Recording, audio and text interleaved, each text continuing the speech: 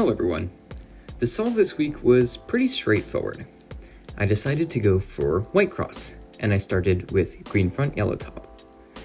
The moves I did for white cross were D, L2, R2 to put in these three edges, and then D, R prime to finish the cross.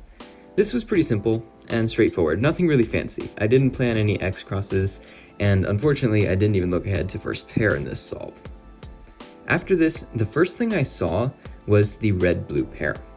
I decided to solve this in a way that wasn't too efficient with my rotations, unfortunately. The first thing I did was rotate like this and pair up the pair. Then I rotated back and inserted it into the back left slot.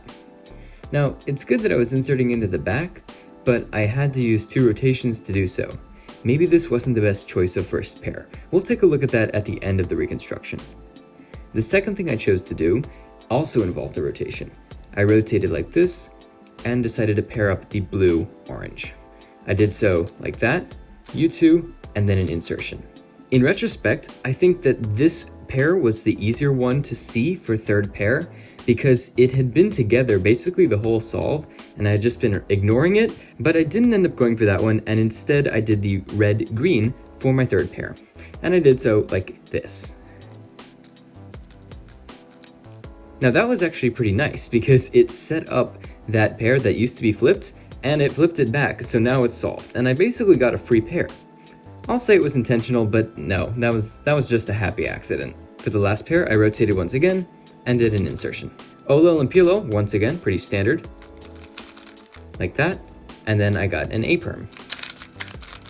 Like I mentioned in the beginning of the reconstruction, there were a lot of rotations in this solve, and I feel like some of them definitely could have been eliminated based on which pairs I chose to solve first. The one thing I'd like to point out for this reconstruction is my choice of first pair. After doing the cross, I saw the red-blue pair first, which makes sense because it's in the front, but I had to use 2 rotations to solve it. There are 2 things I could have done differently here. 1, I could have set the pair up like this and only used 1 rotation to solve it, or 2, just done a different pair entirely. One thing that stood out to me when I was reconstructing the solve was the green-orange pair. The edge is right here, and the corner is right here, and they can easily be paired up like this and inserted. Alternatively, I could take out the corner and join them like this, both of which are pretty move-efficient ways to solve the first pair, and you don't have to rotate for either solution. So that wraps it up for this week's weekly weekend walkthrough. Even though it wasn't the most move-efficient or rotation-efficient, a sub 7 is a sub 7, and I'll take it. That's all for this week, and I'll see you next Saturday.